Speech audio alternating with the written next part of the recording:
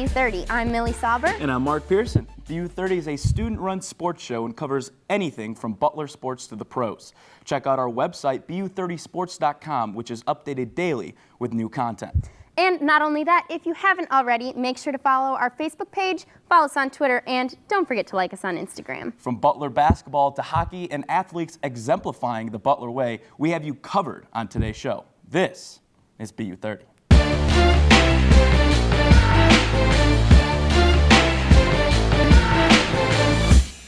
The Butler Bulldogs weren't able to make it to the Final Four this year, but that didn't stop the best of college basketball from coming to Hinkle Fieldhouse. The annual College Slam Dunk and Three-Point Championships were held at Hinkle last week, with Butler's own Alex Barlow competing against college basketball's greatest sharpshooters. Reporter Jackie Hoy has the story. Thursday night, a packed Hinkle Fieldhouse hosted the 2015 College Slam Dunk and Three-Point Championship. With seniors from across the country playing and even some celebrity guest appearances, the gym was filled with excitement. Butler Bulldogs' very own Alex Barlow was used for assistance in multiple dunks for the competition, including slam dunk winner LaQuavius Cotton. Barlow and Cotton paired up to impress guest judges T.Y. Hilton, Reggie Wayne, and Jay Williams. Sporting an Andrew Luck jersey, Barlow threw an alley-oop off the side of the backboard to Cotton, who was wearing a Hilton jersey. Celebrating the dunk, Cotton did the famous T.Y. end zone dance. Other popular athletes made an appearance at the competition, including UConn guard Ryan Boatwright and University of Portland shooter Cassandra Brown. Green Bay's Kiefer Sykes was another competitor to watch out for, who came in second behind Cotton. Sykes shocked the crowd with an impressive 360 one-handed dunk. Other impressive dunks were done by ASU's Shaq McKissick, Tarleton State's Devine Carter, and more. LaQuavius Cotton stole the show after slamming down a dunk while clearing over 5'11" Alex Barlow.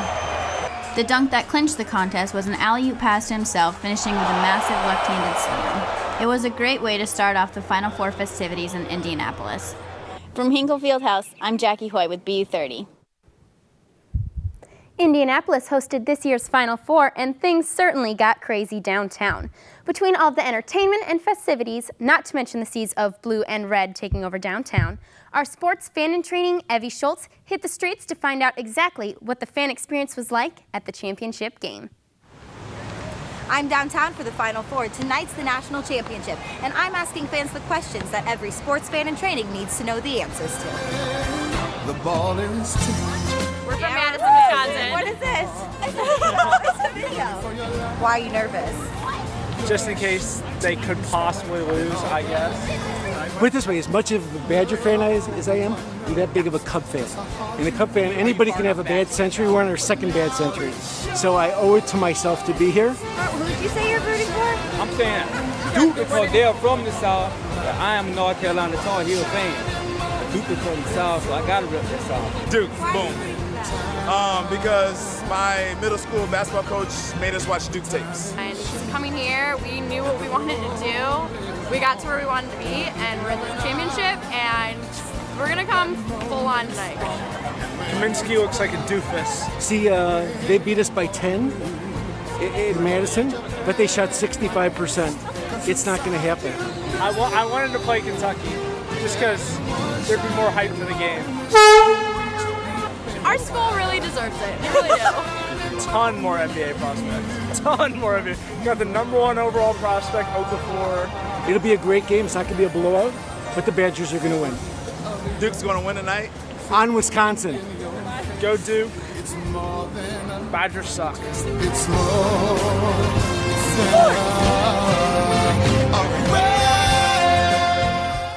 While our beloved Bulldogs weren't able to make the trip to Lucas Oil Stadium, the Bulldogs exceeded many expectations this season.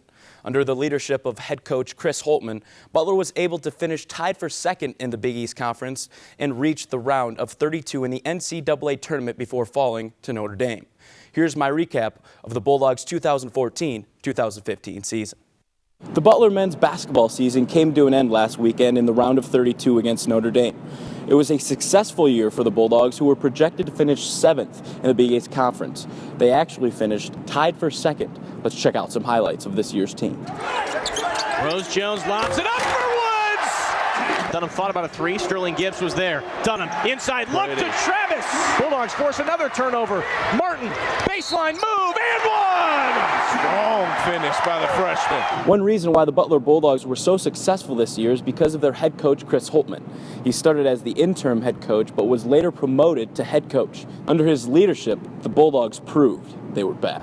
Barlow to the free throw line, hands it off to Jones. Jones, floater, good! It was effective.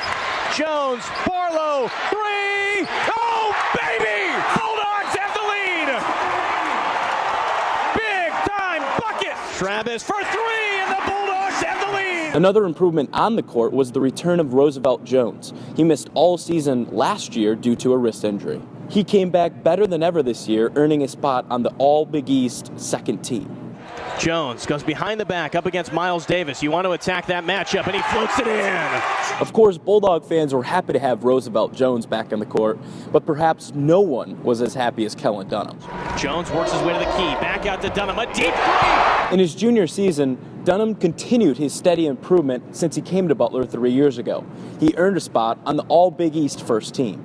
Dunham gets to the free throw line, pushes it in. He's bringing it forward. Back out to Dunham for three. Yes, sir! Kellen Dunham knocks down a triple. This season provided Bulldog fans with many great moments right here in Hinkle Fieldhouse. Bulldog fans have become accustomed to their team playing in March. This season was no different.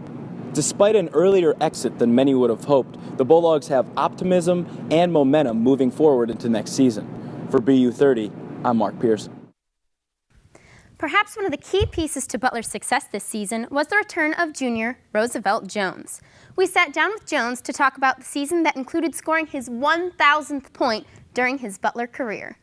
That's amazing, and I mean 1,000 points for a guy with that jumper, and I mean that with a ton of respect. You know, it's a great accomplishment in anybody's college career, and he scores it in such a unique way. He's just a special player, and probably as unique a player in college basketball as there is. You saw very early on in Rose's career, you know, how competitive he was and the impact that he had on our team being successful. The goal is always to make it in the tournament, and after that, just try to win each game. So however far we can go, we need to go there. So I think as a team, we got a real good shot this year to go pretty far this year. So, and next year, hopefully the same goals, do the same thing. Whenever we got the freshmen coming in, we'll tell them what the goals are and how we want to see things. And so whenever they come through, they're going to know all of that and know we're trying to make it to the tournament. Rose Jones would help you win a game of checkers. I mean, he's just got that stuff to him. You know, he's one of those guys that as you get older and you get away from the game, you know, Rose Jones would make you want to lace him up again. You know, he's that type of guy.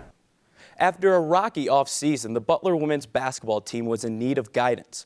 Enter first-year head coach Kurt Godlewski, who even with only 7 available players for the first 4 games of the season, was able to lead the team to a 14-16 record and tied for 4th in the Big East Conference, including a perfect 8-0 record in January. BU 30 talked with Coach Godlewski about his first season. Well, I think my first season here at Butler was a learning one, getting to know the kids, really getting to know the Big East from a head coaching perspective, and you know, it was a real positive experience and one that I grew personally from, and as a head coach you always want your players to grow from, and it was something that I'll never forget, especially going into my first game and finishing with only 4 players and then getting on that 8-0 win streak like we did in January, and just watching our growth throughout the year. I couldn't have been more excited for my first year. Now Landloy over to Bell, over, wide open three-pointer, and she got it to go. Over to Goodwin, open look at a 3, she got it! You know, I think our players grew not just as basketball players, but as understanding what it takes to be a good teammate. And anytime that you have those situations and you understand what it is that we're trying to accomplish in each individual possession, you know, I think that's when good teams show up, and we started having more and more of those moments as the year went on. So, you know, I thought for our kids, I thought it was a great first year and really raised the bar for our expectations going into next year. Our goals for next year are to compete number 1 in the Big East. You know, we think that we've got the talent coming back to be in that hunt. You know, we were in it at times this year, and gave ourselves an opportunity, but we really think that we can be that competitive team next year and really try to chase down a title. And I think secondly, we want to get into the NCAA tournament. We've laid that goal out for our kids. We've already had our meetings, told them that that is what we are chasing down. That's what we're working towards, and we're going to do everything in our power to try to obtain that goal. So, Big East and playing the NCAA tournament, that would be the ultimate year next year. Stay tuned as we take a look at 2 international students making a difference on Butler sports teams. We'll be right back. I guess sometimes things just happen. Devastating things. It's got nothing to do with fairness. Bam, your whole world changes in an instant. And you never see it coming. That's what happened to me the day my mother had a stroke. I'm Paul George, and I want you to learn the signs of a stroke fast. F-A-S-T. F, face drooping. A, arm weakness. S, speech difficulty. T, time to call 911. Because the sooner they get to the hospital, the sooner they'll get treatment.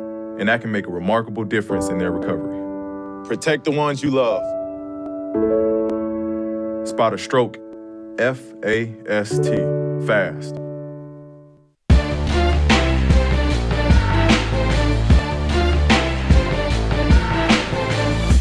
With the cold of winter hopefully finally behind us, the spring sports are hitting the field, which means soccer season is upon us.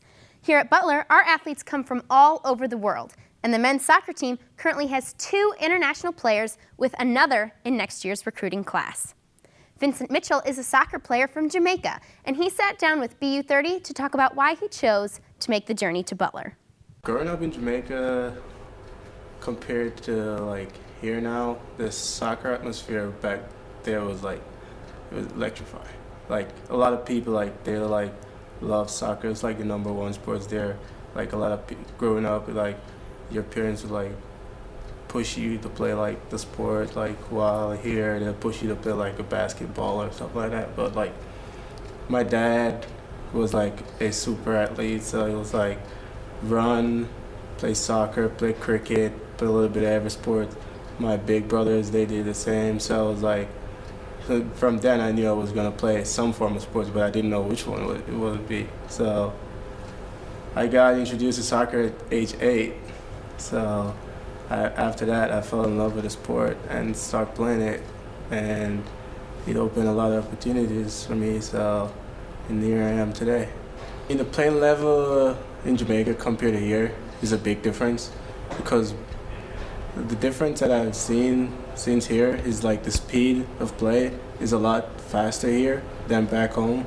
Because when I went back home to play, the level of playing is I'm thinking faster and I'm playing faster than everyone else. So you're seeing things way quicker than they are seeing things. So I was saying that it's a big improvement than playing back home, but it's also physicality back home is more than here. So it's a little bit of everything. Soccer isn't the only Butler sport that brings in players from other countries. Connie Adami is a women's tennis player who is originally from Greece, but now calls Indianapolis her home. Sophie McEnone has the story.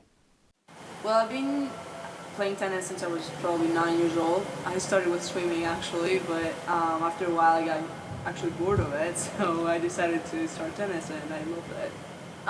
To be honest, tennis has been a really lonely sport because it's really individual. You're fighting for yourself and only for yourself. And it's been pretty tough throughout the years before college to get used to this competition and seeing people as my benefit is their loss. So it was actually a great thing. This is actually a great thing about college, that you don't get to experience it that much because all your teammates are actually your team and their loss is your loss too. Well, I've been playing at a pretty high level even before college, but you would see D1 is a pretty high level tennis. Big East is a really good conference. So we do see teams that are nationally ranked, so the level is pretty high. it's actually one of the good things because you get to see your limits and how good you can be, how far you can go. So I'm really excited about the season in general. Well, this year has been an amazing season. We've got many new players, new freshmen people. It's been an amazing team so far, and I'm really excited to see how far we can go. I can't wait for the conference championship. We are really tight. We're really tight in general as a team. We care for each other a lot, even like on and off the court a lot, and I love hanging out with everybody. And I feel about like this whole team spirit is what matters most, especially when you're on the court, to hear your teammates cheer for you and actually be pumped and believe in yourself and go on with your game. The boys of summer are back as Butler Baseball's 2015 season is underway. BU30's very own Mo Simmons and McCarty Maxwell have an update on how the Bulldogs are faring out on the diamond. The Butler baseball team recently gained momentum on the season with a 9-game winning streak. The team outscored their opponents 69-19 during the streak and relied heavily on their starting pitching. Butler catcher Chris Maris says the team has had success because of contributions from every player. Oh, there's 3 aspects in baseball. It's defense, offense, and your pitching. And I believe that all 3 of those aspects really came together, and they put forth a great combination of baseball. And we just we fielded very well, we hit really well, and we were pitching very well, as you can see in our stat line. We really just played great baseball as a team. I believe that our success stemmed from that. The winning streak was snapped at 9 games on the road at Indiana State. The Dogs have followed that loss with a 3-game losing effort against Big East opponent St. John's. All 3 games were decided by 2 runs or less, and the Dogs played well in their first Big East series of the season. Freshman middle infielder Garrett Chrisman has been establishing himself as the Bulldogs' #1 offensive threat. The rising star is on a 15-game hitting streak dating back to the Dogs' spring break tournament. I mean, it feels great to be playing hot and like having success, especially as a young player, because I'm stepping into a big role being a starter, and it just gives me confidence that I'm able to perform well at this level and help my team win. He has a batting average of .422 since March 15 and batting .371 overall. Chrisman has been a starter on the infield all season, completing his lifelong goal. He has now set a new goal for himself as a Butler baseball player. The way I've been playing, I think I've kind of been looking into it, and hopefully I can get Big East player, freshman of the year, and that's one personal goal, and hopefully I just want to get better as a player, faster, stronger, and hopefully have a good career here at Butler. Butler will look to get back on track at home against the Dayton Flyers Wednesday, April 8th. The Dogs beat the Flyers last month at Dayton, 12-7. For BU30 Sports, I'm McCarty Maxwell. The Butler women's soccer spring season has begun. The Bulldogs will host Indiana University this Sunday, April 12th, in the Butler Bowl at 3 p.m. BU30 reporter Vincent Mitchell talked with junior midfielder Sophie McEnone about how the team is shaping up this spring season.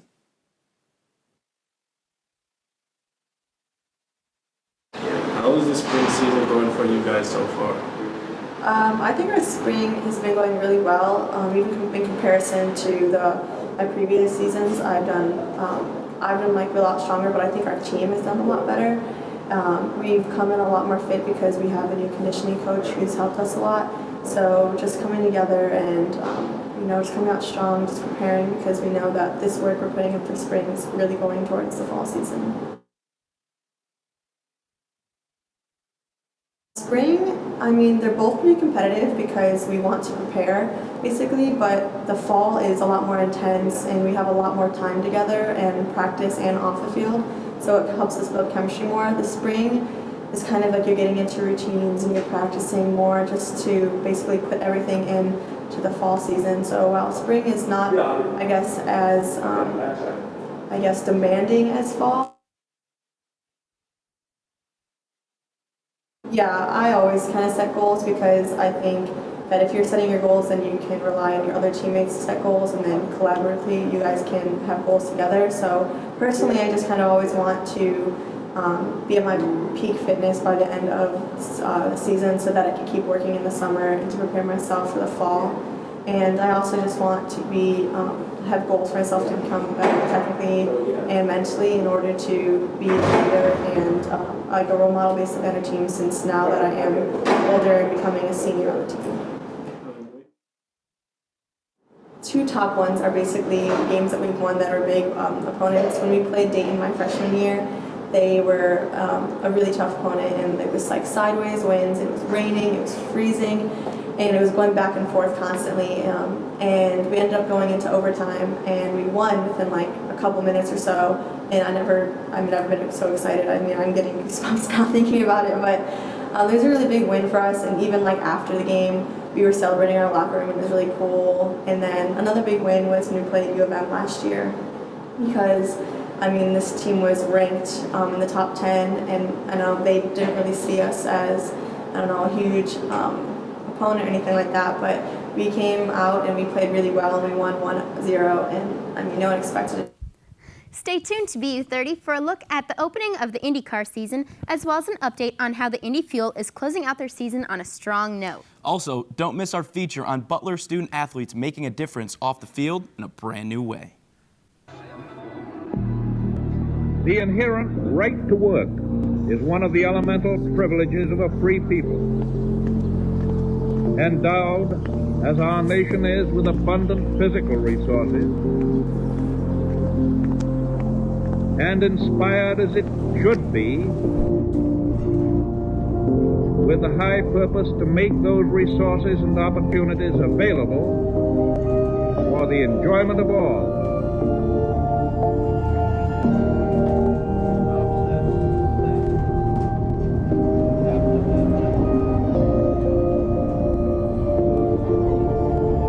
We approach this problem of re-employment with the real hope of finding a better answer than we have now.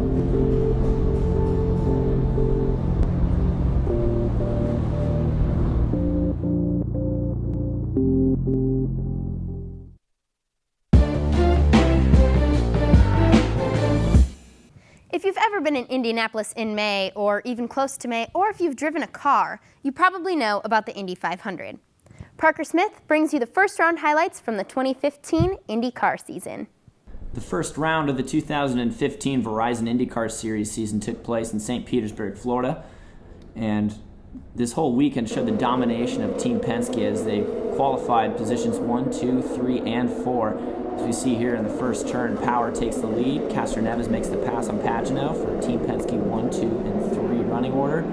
Hunter-Reay gets a little wide into turn 1 but rejoins the pack. As we catch up here to lap 46, Simone Di Silvestro gets into the back of James Jakes here in turn 14, which brought out our third caution of the day. First two cautions were caused by the new Chevrolet and Honda aerodynamic kits causing debris around the race course. And here we are on lap 53. Rahal gets in the back of Kimball and causes some rear bodywork damage. Going into turn 10, Rahal trying to make the pass on Kimball, but just a little too late of a dive, and Kimball gets into the tire barriers there in 10 and causes another full course caution.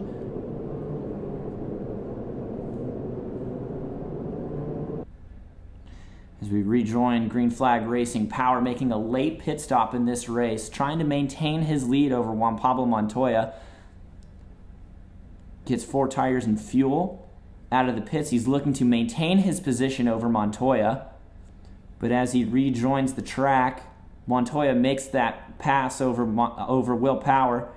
And from then on, it was all Montoya. Power trying to do everything he can for that first position. Gets into some contact with Montoya, but Montoya never falters. Takes the checkered flag and takes the first round of the 2015 Verizon IndyCar Series season in St. Petersburg. From the racetrack to the ice rink, the Indy Fuel are right at 500 overall record this season with 70 points on the year. They are currently tied for 5th in the ECHL's North Division standings. On Saturday, the Fuel defeated the Fort Wayne Comets 3-2. While hockey isn't exactly the most popular sport in Indiana, that doesn't mean it gets any less love from us. BU30's Ice Time anchor Kyle Beery took it upon himself to learn the ins and outs of the game. Thanks to the Indiana Farmers Coliseum and BU30's own John Vertico, we were able to get him out on the ice.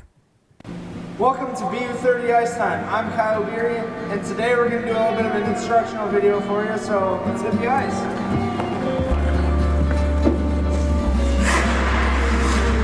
I'm going to be his teacher. He's going to have to do a lot. Swiftly down to Mexico, I stepped on a dime. Carried my darling to El Paso and nearly lost my life. With bright freezing moments of slow motion time. All right, John, so what's the first skill you're going to teach me today? First thing we're going to do is skating. Skating is pretty important. Yeah, and I'm going to need a lot of work on that. It's not too hard. The main things for you to remember, okay?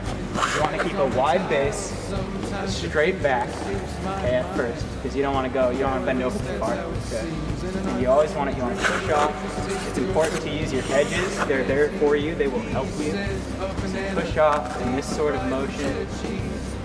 You keep your stick and everything balanced for balance. Out of the wall, takes a look at you and me, and rolls them down the hall. Before the carnage could ensue, we had walked outside, but we came back up. So passing. The important thing with passing to remember is that you're really not trying to lift the puck or anything. You just want to bring it back and sweep it forward. Was there, he said, to go back to New York and cut off all your hair. All right, so I'm already getting pretty tired, I'm not going to lie, but I think John's going to teach me how to do some shots. Yeah, we're going to learn some shooting, and we'll start with just the classic kind of wrist shot, snap shot type deal. So with a wrist shot, it's kind of a similar thing to a pass, except you roll your wrist more on the finish to get that shot, and you flex your stick a lot. Boom, you're down here, and you finish tight. So you finish, low or high, whatever, but you want to get under the puck, and the way to do that is to kind of roll your wrists. There you go. So the key with stick handling is you always want to make sure your wrists are going top one over the other. You want to roll the wrists. To the room, it's getting hard to breathe inside of this vacuum. Don't look now, love, but I just want to say a huge thank you to the people here at the Coliseum at the State Fairgrounds. They're very hospitable to us, so absolutely. That was great to get out here, and no matter how bad it was a lot of fun. So, great time. But this was the first ever edition of How to Play Hockey on BU30 Ice Time. So, John, one last shot? Yeah, I guess we'll see you soon. All right. Something's been inspired. There's cellophane sunlight inside her face.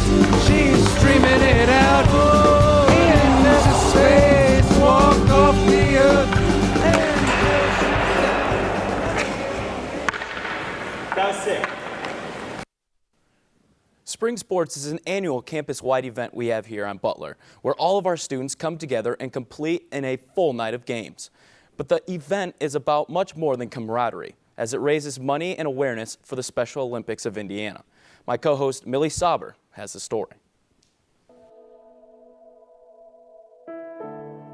Sports is a 12-hour event. Games start at 7 p.m., go to 7 a.m. It's 150 events across men and women's games. Of it is to raise money for Special Olympics, but especially for our partner Washington Township, which is the closest kind of Special Olympics group of people to Butler's campus. We work with them very closely, so it's very important to us, and it's probably the most exciting event that brings the most amount of Butler students to one place for one night. To me, I've been involved with Special Olympics since I was a sophomore in high school. I have a twin brother that has special needs. It's really brought a lot to my family as far as support, and just being able to see him have that winning shot has really meant a lot to his development, as well as the support that my family receives going forward. Special Olympics has completely changed a lot in my life as well as my twin brother's life, so I'm always willing to give back, and that's kind of why I got involved in the first place. Everyone at Butler has heard of the Butler Way. Sophomore football player David Starkey is showing just how impactful the Butler Way truly is. He is the founder of BARK, Butler Athletes Recognizing Kids. Starkey and 4 other executive board members are working to get Butler athletes out into the community and working with kids. Courtney West sat down with Starkey to find out more about the student organization. Butler athletes are getting involved in the greater Indianapolis community through BARK, Butler Athletes Recognizing Kids. The organization was jump-started by the president and founder of BARK, David Starkey. The club was really founded earlier this semester, but the idea of it was born really over the summer with a couple other football guys. I was living in a house just right off campus. I was here for summer workouts. The group focuses on showing students how athletics can be beneficial to their well-being, as well as encouraging those students to realize the importance of staying in school. The ultimate goal, I would say, is to, it says it on our business card, it's kind of like our little mantra, slogan, to inspire, support, and motivate kids. And those kids are elementary school kids around Indianapolis, children's hospital kids, kids in special needs schools as well. Between academics, football, and extracurricular activities, the sophomore business major admits he has had a few late nights in his career here at Butler. But it's all for great stuff. You know, I think my dad even said, he gave me a call the other night after I had dinner, and it was like 10 o'clock at night, and I was like, I still got like so much work to do. He's like, is it worth it? And I'm like, yeah, of course it is. I mean, you're like changing kids' lives at this point, and what can be greater than that, in my opinion. On April 18th, BARK will be hosting Riley families at the Butler football spring game. So really, you know, it's just going to be a great opportunity for those families to get out on a Saturday, enjoy Butler, get to see the Hinkle renovations, interact with the players after the game as well. The entire event is specifically geared to support McLean Stout, a 5-year-old Riley patient with cystic fibrosis. BARK will be incorporating Stout and his family into the day's festivities. We're really sponsoring this one kid, McLean Stout. He has cystic fibrosis. He's 5 years old.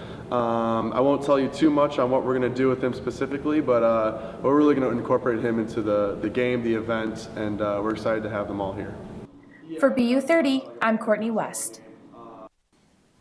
Well, that's it for our show. Thanks for watching. And make sure to keep up on all things sports with BU30 on our website, Facebook, Twitter, and Instagram. So come on and like us already. For Mark Pearson and Millie Sauber, thanks for watching.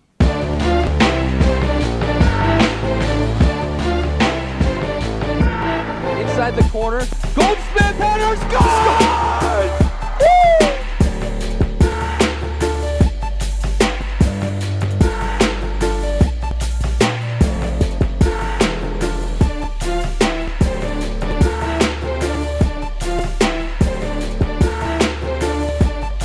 Intercepts it.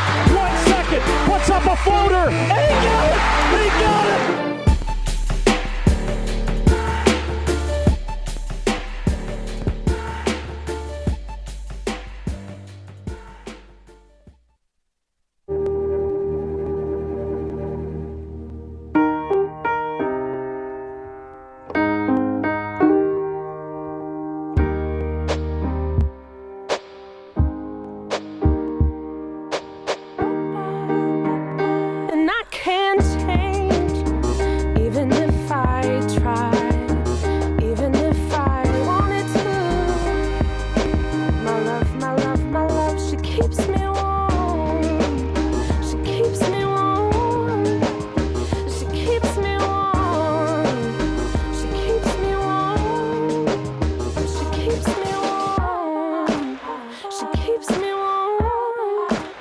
We are neighbors and best friends. I love my sister. My heart doesn't see race. Love is love.